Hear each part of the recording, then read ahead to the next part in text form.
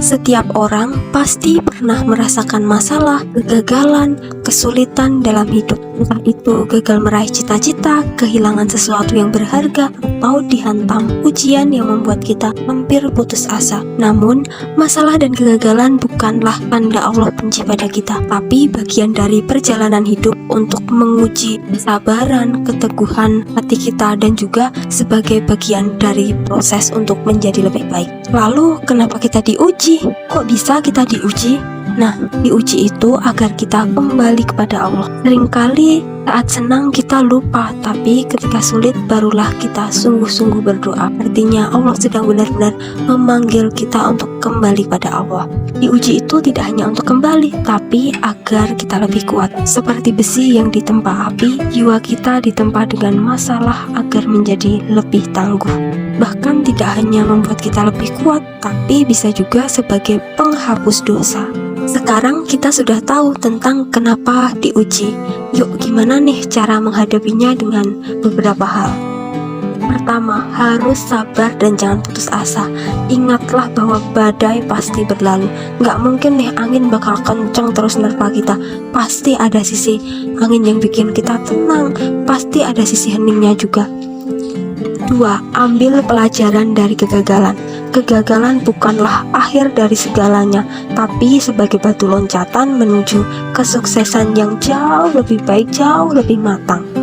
3. Tetap berusaha dan juga tawakal.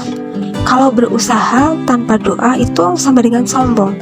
Doa tanpa usaha adalah omong kosong atau hal kosong.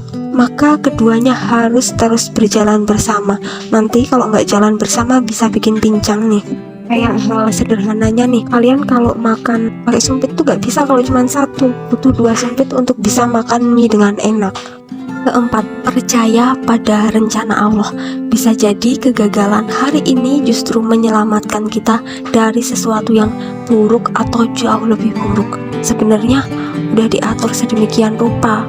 Biar apa? Biar hidupnya itu baik dan jauh lebih baik. Makanya harus selalu positive thinking. Bahkan sedang diuji pun harus tetap positive thinking. Karena apa? Kita nggak tahu loh, dari diuji itu kita dapat sesuatu yang bermanfaat. Contohnya kayak kita dapat ilmu baru, dapat cara mengatasi masalah hal yang baru. Nah, kita harus belajar, paham, dan juga tahu bahwa masalah, kegagalan, kesulitan adalah bagian dari hidup yang tidak bisa kita hindari. Tapi ingatlah, Allah tidak pernah meninggalkan hambanya. Selama kita terus sabar, berusaha, berserah diri, insya Allah pada setiap kesulitan akan diganti dengan banyak kebahagiaan, banyak kemudahan, banyak kelancaran, bahkan banyak hal-hal baik yang tidak pernah kita duga-duga. Tetaplah kuat, tetap berusaha, karena setelah gelap pasti ada cahaya yang sangat-sangat indah. Semoga bermanfaat ya. Sampai jumpa di lain waktu. Bye-bye. Mari kita saling mengingatkan dalam hal kebaikan.